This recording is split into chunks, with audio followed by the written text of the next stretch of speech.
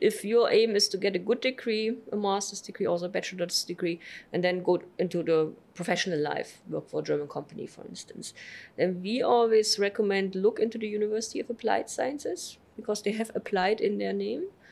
In these universities, every professor has the obligation to have at least 3 years of experience in industry. So they come with this industry perspective, and they give you a good education and prepare you well for the job market.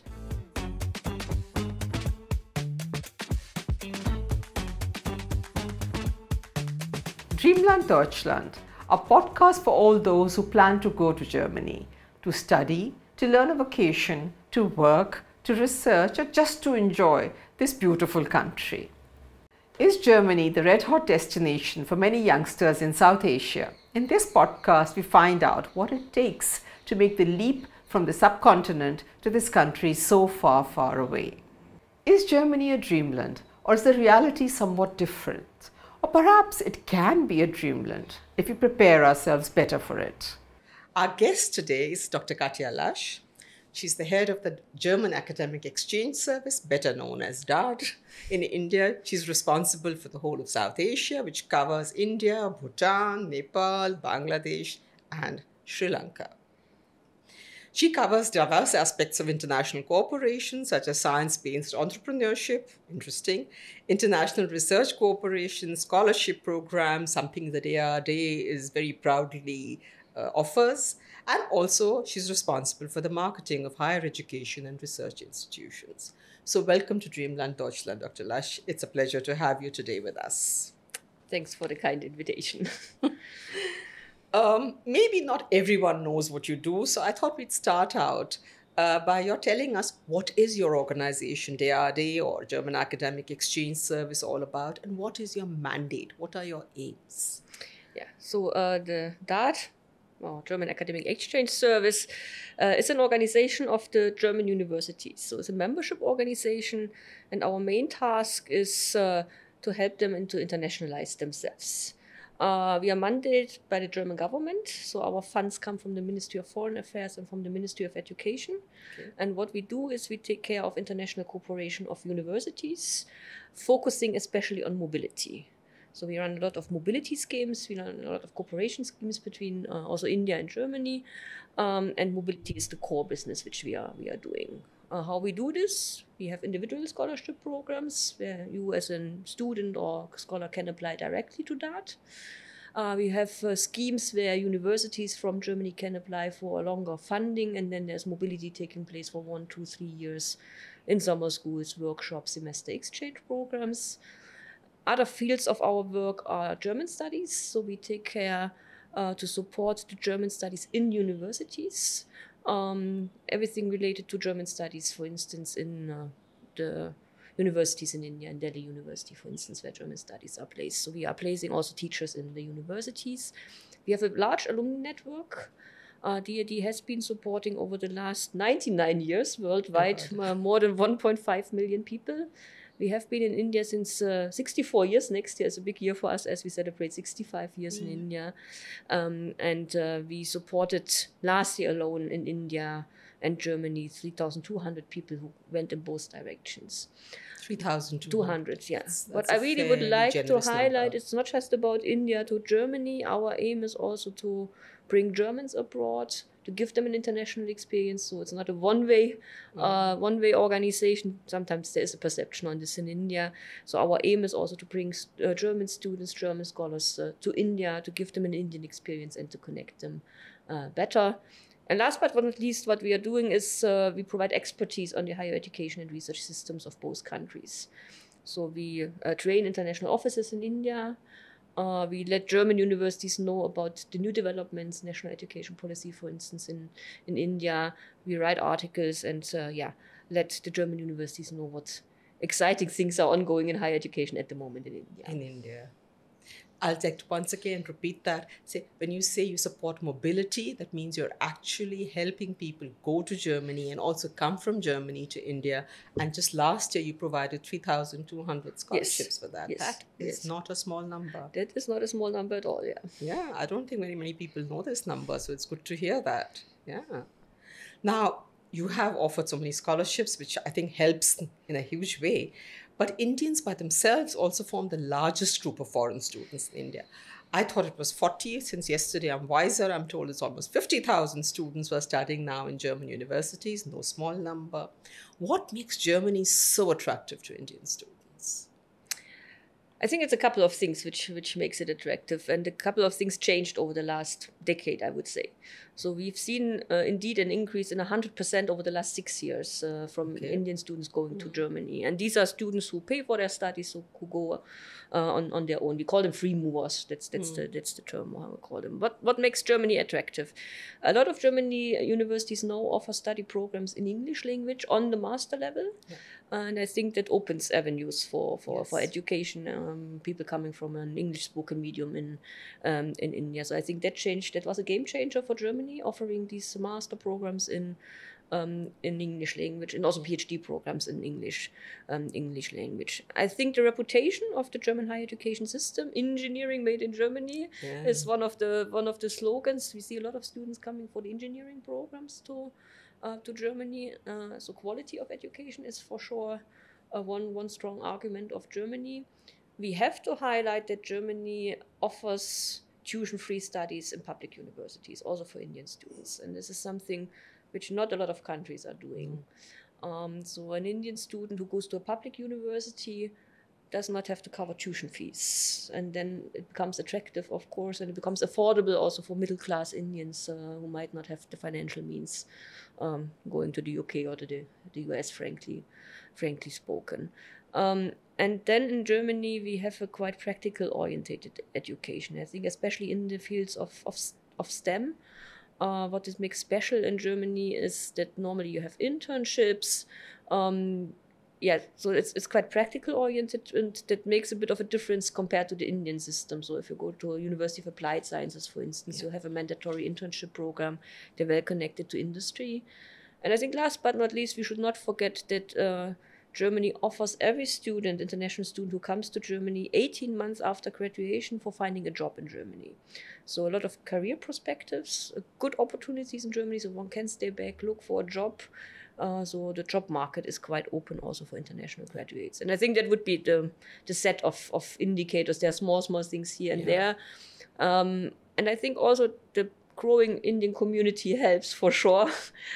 Word of mouth, people spread the word about the education system.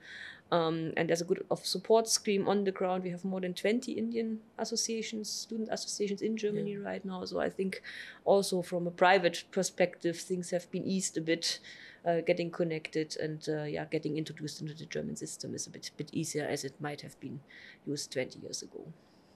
Yeah, I think these are good reasons. And what you said, the tuition-free education is definitely a big attraction, though there are some universities which are now charging a small registration fee, maybe? We have a semester fee. This every university charges, but if you pay the semester fee, then public transport for free comes along. Yeah. And of course, we have private universities. We have to highlight it. And we have a couple of study programs for profit also by public universities, MBA programs, which come with a fee. So it's not completely tuition-free, but if one searches thoroughly through the databases, one can find tuition-free options. Yeah, and even the ones that do charge, except with one or two exceptions, like some private universities and maybe that odd public one, generally the registration fee or whatever the semester fee is very reasonable, and you get a lot for it. And he said access to public transport and... Yeah, it's for a year 500, 600 euros. Yeah. And even tuition fees in private universities is not as high as we know it from other countries. Yeah. Now, but so much interest, and you've given so many reasons why there's so much interest. I'm sure your office is overrun with queries from prospective students and research scholars, and that must be posing a major challenge to you. So what do you advise these youngsters? Like, what should be their first thing they should do when they say, okay, I want to go and study in Germany? Where do they start? Should they first study your websites, attend your orientation programs before they come to you and say, look, I want to go to Germany, help me? So first of all, come to that, not go to an agent. Not go to an agent. Not go to an agent. Okay. It's quite easy. The access is quite easy. And it's not necessary at all to spend a lot of money for an agent. What we advise is we have very good databases in place, and this is a good first step. There's, of course, the DART website, but one of the key entrance portal is My Guide, it's called. myguide.de. We connected all our databases there. So you can introduce your profile there, country you're coming from, what you would like to do, and then all the databases in the background are connected. Then you can start to search for study programs. So all the programs offered by German public universities are online.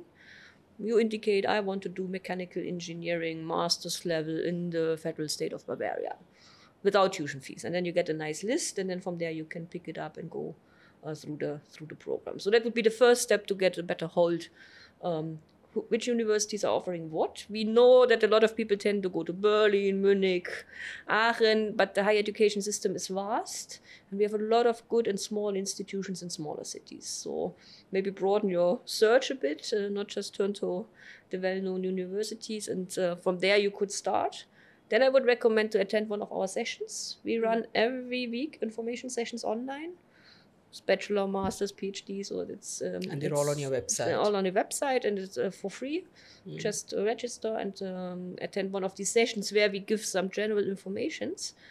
And afterwards, if you have specific questions with regard to admission and so on, you can book on our website one-on-one appointments. So we do online one-on-one appointments, either the office in Delhi, but we also have smaller offices in Bangalore, Pune, and Chennai. You can also book an on-site consultation, and we also travel a lot to universities. Lesser schools, but universities we also travel a lot for consultation. What we don't do is to give you advice to which university to apply, because we are an organization of all the universities. So we are not allowed to give advice for certain universities. So you have to do your search. This is something we will not offer. And we also not offering, we could not manage to run through your admission papers and application papers. But with a bit of preparation, that should be feasible, but the idea is not advising on CVs, on motivational letters, and so on. This is a service we are not doing. So we provide you with the basic information, guide you through the system, and then the responsibility would be of the student for the application. So basically you have to do your own research, find your university, and then you can help out with some basic information, and the rest is up to you to sort of... Yeah, that's also what's the reasoning behind, actually, is if you go to a German university, you have to where you find yourself to the university. You're not placed in a class and then everything is taken care of. So it takes a lot of initiative and a lot of things, and I think it's the first step already to go through the process to your own, to show that you can do it, because once you reach Germany, you have to navigate yourself on your own through the university. Nobody will give you a fixed program. Nobody will give you a package and say, here's housing, here's the room you have to go. And we consider this also as a first step to be a bit more independent and go yourself through the process. And as you say, most students go at the master's level, so they're old enough and they should be able to find and navigate their way through the system, which is there. Now, one thing which students say help them choose the right university are rankings. And they do find it difficult to find rankings of German universities, or maybe I'm wrong there, but quite often I hear that which is the best German university? And you have to say, well, there is no such thing, perhaps. Choose your program first, maybe. What do you tell these people? Yeah, one has to understand that German universities are a bit hesitant with regard to rankings. Yeah. And this stems from our history in education. No? We believe we give equal opportunity to everybody. So that's why we don't have tuition fees, and that's what we believe in Germany. So education is a public good in Germany.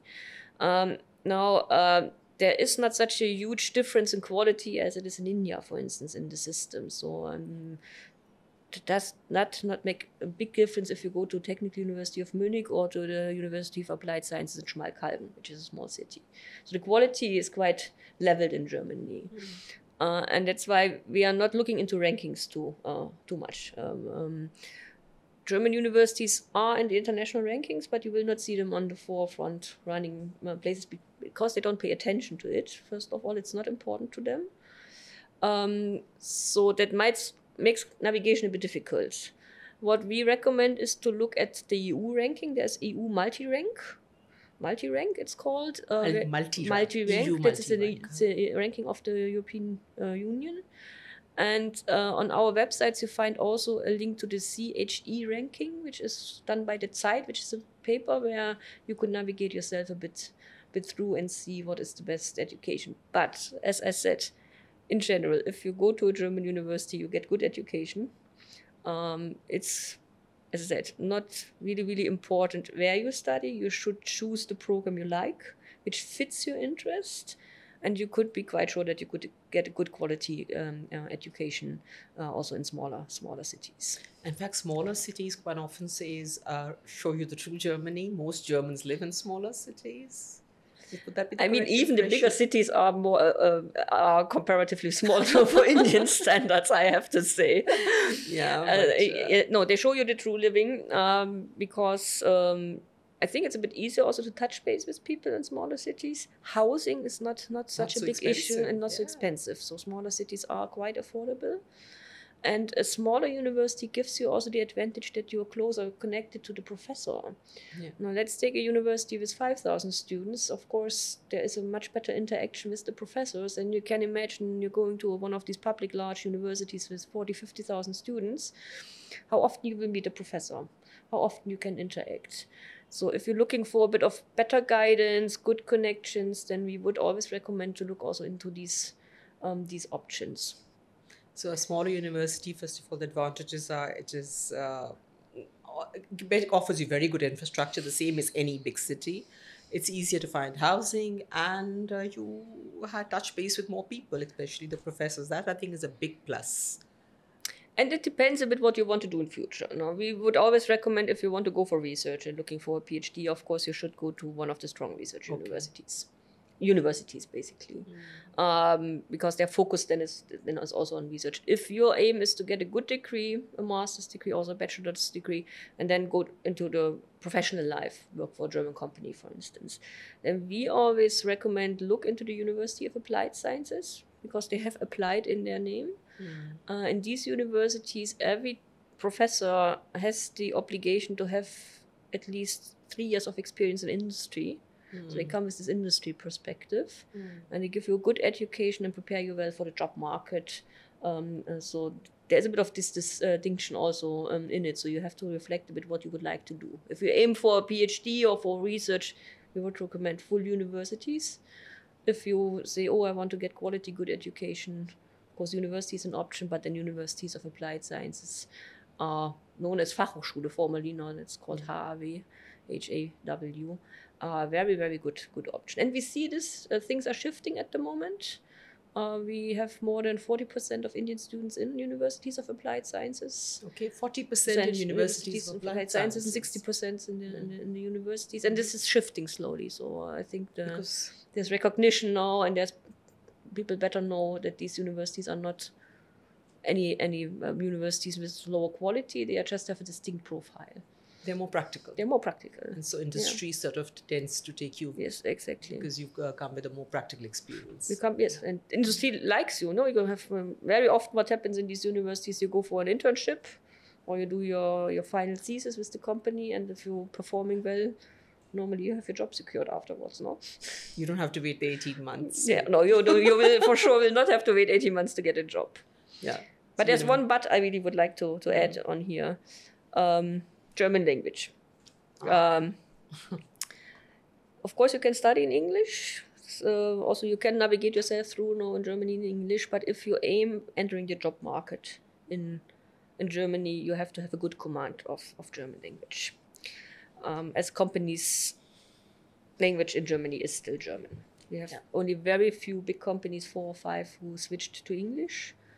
But if you look for good job opportunities also in the small and medium-sized companies who are innovation drivers in Germany, you have to have a good command of German. So we always recommend start with a bit of German language, maybe already once you're preparing here in India, and then please take the opportunity which the German universities are offering, the free language classes, to get a good hold on the German language if you would like to enter the job market in Germany. So this is a must. I think, we try to raise the awareness on this, especially, as I said, there's a lot of opportunities. We have lack of workforce in Germany, but you have to know German language. But even when you're studying in Germany at the master's level in English, just to survive in Germany, one should know German, isn't it? You have a much easier time if you know German. I think you can manage around with English, but if you want to get a better grip of the culture, enjoy your stay, then you should learn the language. That's also my own experience. I've been to India now 5 years. I try to learn a bit of Hindi because you get a better grip on culture, a better understanding also of the culture. So it really helps, not just to stay in your close Indian circle in Germany. So it definitely helps. One can, but one should not just do in English. Now, one question I've heard from some Indians, you can correct me if I'm wrong, why aren't there more agents I can go to who help me, who will guide me through this labyrinth of finding my way through the German universities? The other Anglo-Saxon universities, say, have a lot of agents constantly advertising in papers. Is that a correct impression? I think you have to look at it from two perspectives. There's a lot of agents dealing with Germany. There are. Yeah.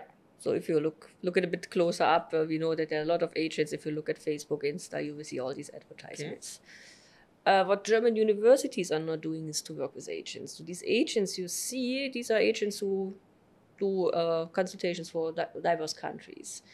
What you don't see is German universities commissioning to agents the advertisement. Because we offer education for free, it's not a business model.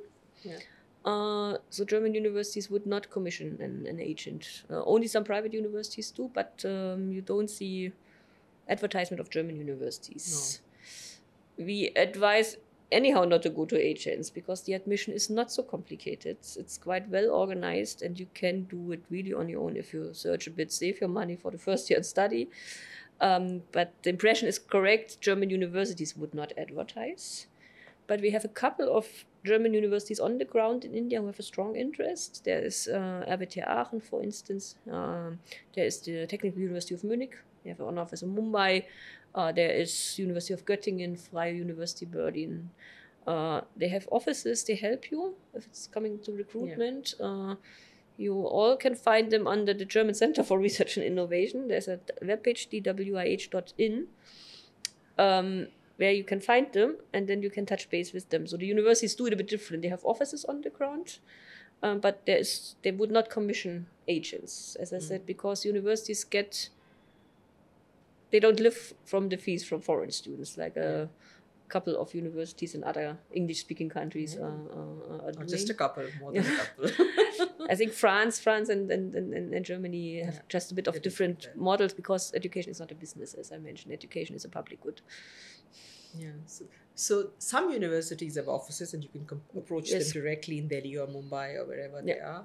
But otherwise, German universities don't really have agents. So any agent who tells you I represent a university, he or she is lying, isn't it? Yeah, and normally what the agents would advertise is we guarantee you one study place in Germany. That's the advertisement for Germany, which we've seen lately.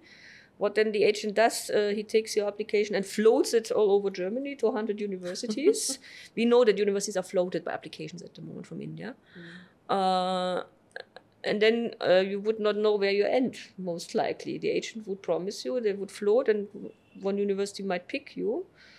But wouldn't it be better that you decide where you would like to go and apply directly to the university for that university? So you will see a lot in the advertisements of agents. As I said, the promise is a study place in Germany, but you will rarely find the promise a study place in Munich or a study place at the Technical University of Munich. Unless it's a private university. Unless it's a private university. So there are agents, my impression was wrong, there are a lot of agents out there in the market, but you do not advise that you go to them, make your own effort. I think that's the right message to send out. It's just not necessary to spend 5,000 euro or 5 lakh rupees or 10 lakh rupees. Why would you do this if you take your 10 lakh rupees and take it for the first year to study in Germany, put it in the blog account? It's a better investment than investing in an agent. And save it and you can travel in Europe also. Exactly. Now, because you advise, and I think correctly, that people should prepare themselves, navigate the whole system themselves, the whole thing takes time. Yeah. It takes time. You identify university, you have to go to the APS, then you have to apply for a visa. So it's a longish process, and at times for many a little bit of a frustrating process also. Yeah, that's how things are. I say it's not, you're not traveling from one city to the other. You're going to a totally different country where things are different. Now, when should a young person who wants to do a master's, say, in Germany, let's start there, start preparing him or herself? When should they start thinking? We are now in October. Is the perfect time to start for next year. So 1 year in advance. We advise 1 year in advance, because you might take your time to do your search, might touch base maybe with somebody you know, get some impressions, and then you need to prepare for APS. Of course, thanks God, the waiting queue there has reduced. I think they manage in 4 or 5 weeks at the moment. To my knowledge, to manage the procedure. But then it takes a bit of time for the German universities. A lot of universities close by 15th of July. They run through a central admission portal, which is called UniAssist. So you don't apply directly to the university, you send your documents to UniAssist. Not all German universities participate, but a lot of them. The advantage is you send one set of document, and then if you send it to different universities, they will take care. And then comes the visa. Of course, university will take time. I think it takes time because the verification is thoroughly. So we want that Indian students succeed in Germany. We want the best and good talent. And what we would like to avoid is that students fail. And that's why we screen students very, very well. And the APS is doing in means of, if the documents are in place and not falsified. With regard to visa, the motivation, of course, is cross-checked, and universities would see if you have the academic background to succeed in Germany. And I think that's why it takes time. And we talk about shifting to a country. No, it's not about a 2 weeks trip to Europe. So a bit of preparation, looking for housing. It takes time, so you very unlikely will manage if you kick it off in April or May. So you should think it through. We know that a couple of students also take time after the bachelor's here, for instance, take a break here, do some internships. I've met a couple of students in consultations who took some German classes and then prepared with the process. So it takes time, but I think you get a good quality offer afterwards. And you should start early, really. So think about it. Last year of bachelor would be good. So once you've done your second year, and finally you should start thinking of, if you're thinking of Germany, start preparing for that. And you said a language course would be a big plus there. Would be a big plus. So some online classes.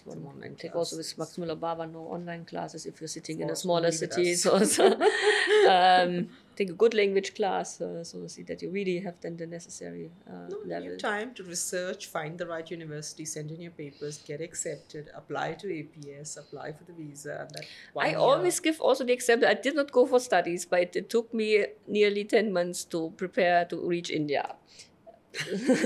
After I got the confirmation from my from that I will be posted here. So it took time. No, you have to search, you have to find accommodation. I prepared language classes and back in Germany. So I think shifting a country is nothing you do within 2 months.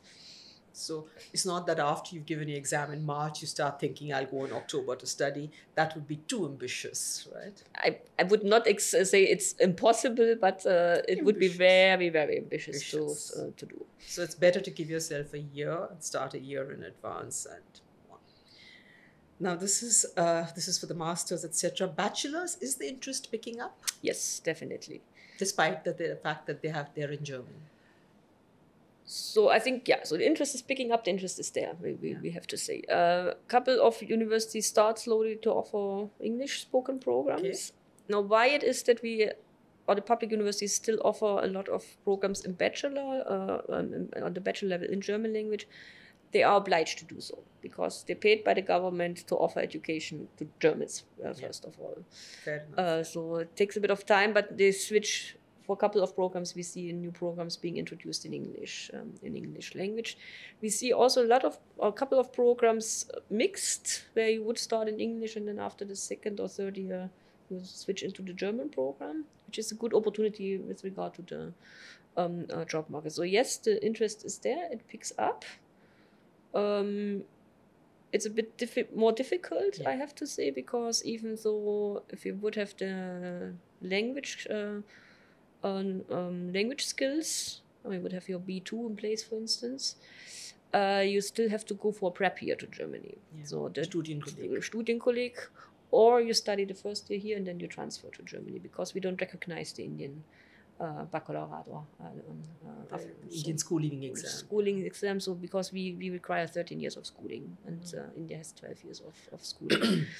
But Studienkolleg is a difficult task, because a lot of the federal states dissolved the Studienkolleg, so it's getting really, really difficult. We always recommend also, maybe you look for one-year program to start your studies here, get into the rhythm, and then you transfer to a German university. We know that's what a lot of German universities have in the pipeline, not a lot, but a couple. They will start cooperation very soon with Indian universities, private universities, I have to say, where you would go to a college in India, private college, would do the first or second year there, get your German classes on the side, and then you will be transferred to Germany. The credits would be transferred to the German university, and then you get your bachelor degree in German language. That's interesting. It's one model in place between a college in Bangalore and the University of Applied Sciences in Schweinfurt. They're running this. Also PSG Coimbatore, for instance, is looking into these models. So there are a couple of universities of applied sciences looking in these models to make the transfer also a bit easier. So for you take admission students. to the Indian university that has a tie-up with the German university and do 1 year here or 1.5 years. Like get your first German classes, then Learn you German. transfer. You are guaranteed that your credits are recognized, and then you finish your studies in Germany off. So that's and we see this as a good cooperation model. Because there's good hand-holding for the students. So, and you solve the problem of the Studienkolleg. Exactly. You solve the problem of the Studienkolleg, you solve the problem of language, and you can give a good these are youngsters, there's a bit of hand-holding, structured programs, I think, for somebody who's 18, 19 years old, maybe left home for the first time in his or her life. I think that's really helpful to give them a bit of better hand-holding in these programs. Now, we've talked about this bachelor's, master's. Another focus area that you have, which is very popular here in India, are your research scholarships. Yeah, the DARD is very generous with its research scholarships. You just mentioned a lovely number. Tell us something there. Who's your target group there? What are the aim of these scholarships? So we have a strong focus on PhD, a bit on postdoc, but the bigger postdoc and senior scientist programs are with the Alexander von Humboldt Stiftung. So there's another organization, a sister organization, who takes care of the more senior scholars in a way. We look into different angles there. So we would fund full PhD programs. There is a high interest in general in Germany on good talent from India for PhD programs. So we are lacking PhD students. Germany is a research-driven nation. We are a knowledge nation. So there is a high interest to get good candidates. And from India, as it's known that the Indian institutions deliver good quality in the master programs. So this is something German professors would look for their groups for full PhD students. But we also foster cooperation, because in research you cannot solve the big problems of today alone. So research cooperation becomes more and more important in matters of sustainable development goals, great challenges, climate change, and so on. That's why we have a program in place where we would fund students who are enrolled in their PhD here in India, and then we would fund them for 1 or 1.5 years during their PhDs for a research stay in Germany. Then they would come back and would graduate, but then these ties are built up. Germans could learn from the Indian perspective, Indians can learn from the German perspective, and then we have better ties and connections. So that's the aim of this program, and then also to support India in building up their own research system in a way. So these would be the two different approaches which we are running. We have introduced this year a short-term program for PhDs and postdocs. Was demanded. This is with the same aim to go for short-term stay in there, come back with the knowledge you've earned, but then also with the network you've earned in Germany, and to build that up. And we know that it needs people for cooperation. Cooperation is not falling from the sky, as I would say in German. Es fällt nicht vom Himmel. Because if you want to build a good cooperation also in research, you need people behind which are driving the cooperation. It's not going to work that the university writes, I would like to have cooperation with a German one. Normally it's the scholar who stands behind, and these personal connects are really, really important. One problem I heard, I was recently in your office in Bonn, is that students find it difficult to find professors at German universities who will guide them if they go there. That proves to be a stumbling block, because you don't give a scholarship unless they have somebody over there, a professor, who will guide them. And that's the most important thing when you're doing a PhD, to find somebody like a Dr. Vater, what is called in German, or a guide. So how do you solve that problem? Any tips? You can do, first of all, once you write to German professors, do it as precise as you can. So don't write a generic email, I would like to do my PhD with you, nah. You have to say, I would like to do my PhD with you in this specific field. I've seen your research, your publications. I'm interested in particularly in that. I have a good friend who is a professor in chemistry. And he says, I receive 200 to 300 emails for requests worldwide for PhDs per day. Per day. 300 per day. Wow. And then he said, you can imagine, so even if the first line is not interesting, he would not read through. So this would be a general recommendation. So look for the person you would like to work, and when you write to that person, please explain what you would like to do and why you've chosen that particular professor. Secondly, we have a good network of alumni of different institutions here in India. The DAD, we have a database of 10,000 people. The Alexander von Humboldt Stiftung has been here. And these are scholars who are on the ground in your university. Touch base with them. I'm sure, every university I traveled in India, and I traveled a lot of universities, we have DAD scholars, we have scholars from the Alexander von Humboldt Foundation, and they are good bridge builder and could connect you to an institution. The alumni network. An alumni network. Or ask your professor if he has some connections. Now, where these connections also are built normally is in international conferences.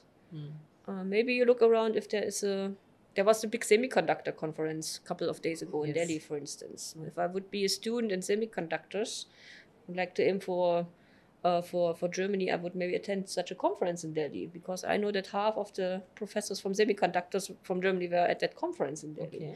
So to connect and to use also conferences to connect with professors. And then, to see, sometimes it helps if there is maybe a scholar in a research group from India to touch base with that postdoc who could give a lead in. Also, one has to work on different fields in a way, or in different pathways to reach the goal. If you have something interesting to propose and you get the message across, the professor will pick you. The question is how you get the message across to the professor.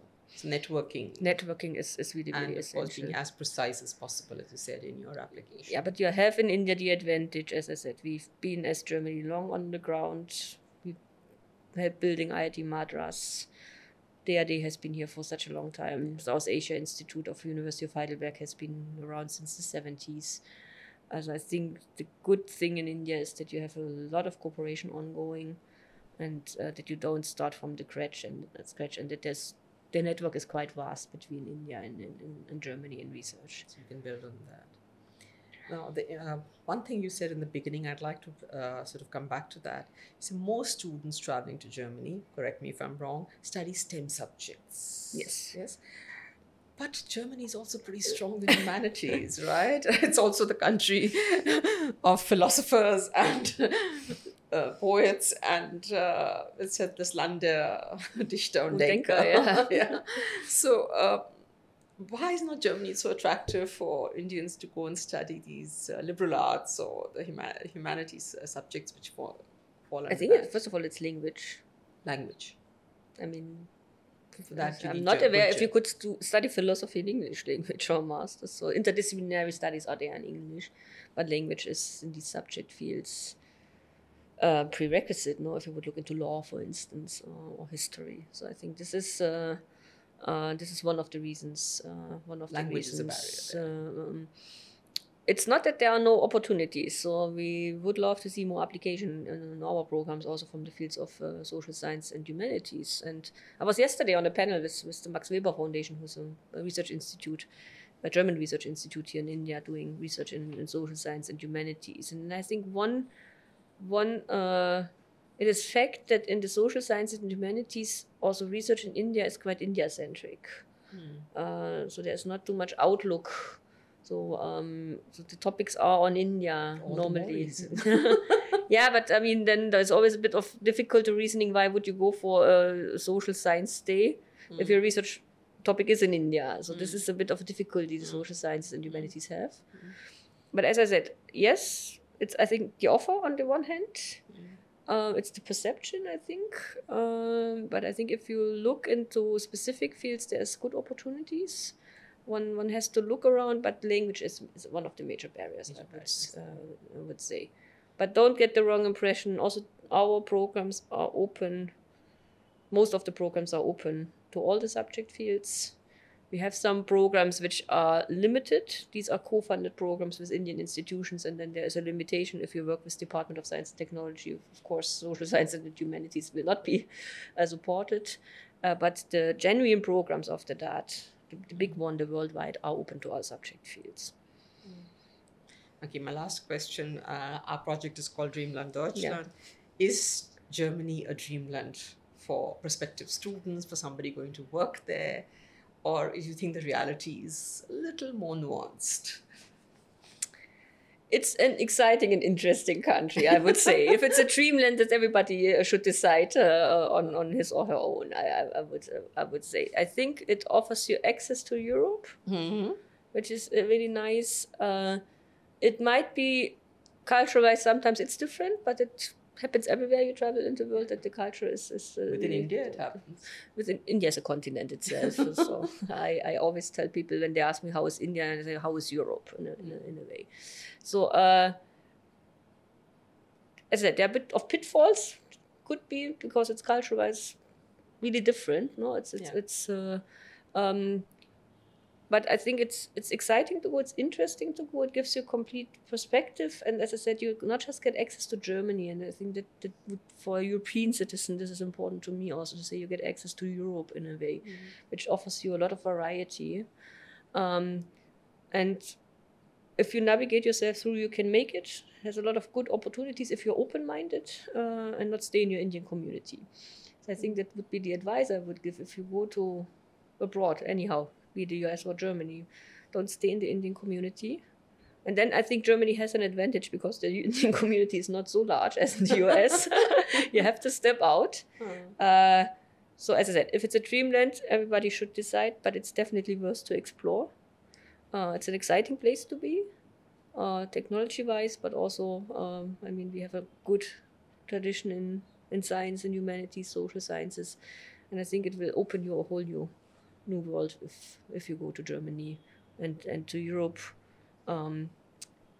Yeah, and you can travel a lot, and it's quite fun to be in Germany.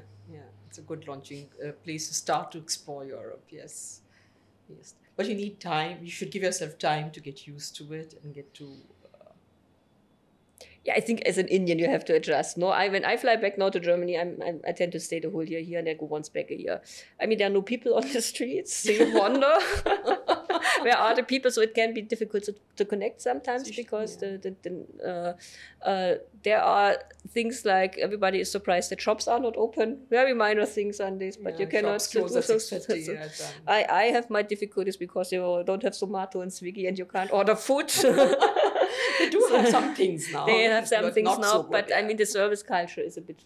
Yeah, the service culture is a bit of an issue. On the other side, you got good clean air. You can do a lot of outdoor activities. basically in every German city it takes you Sports facilities are sports exempted. facilities, even in Berlin, which is a big city, 1 hour you're out of the city. You can enjoy facilities. Universities have good sport facilities too. You can connect. And I think also that I know that we Germans are known a bit being cold and not so open. I would say that's not true, especially if you go for studies. You have to give it time. You have to give it time, and the great advantage is if you go to studies, you've connected easily to people. Yes. No? Going for a job is something different, but you will be in the study programs with the German people. You connect. There's a lot of good opportunities, and you can have a lot of fun with Germans actually. Yeah. And you could always I was advised by a Mexican student once in Freiburg. He said, join a club. That's where you meet the Germans. Join a club, join an association, take part in the celebrations. We have good festivals in Germany too, as we are in festival season now. And be open-minded, and then it will work out. Thank you very much, Dr. Lasch. That was a very interesting and informative conversation. I think a lot of people are going to profit from it. Thank you for finding the time on such a busy day to be with us. Thank you so much for the invite.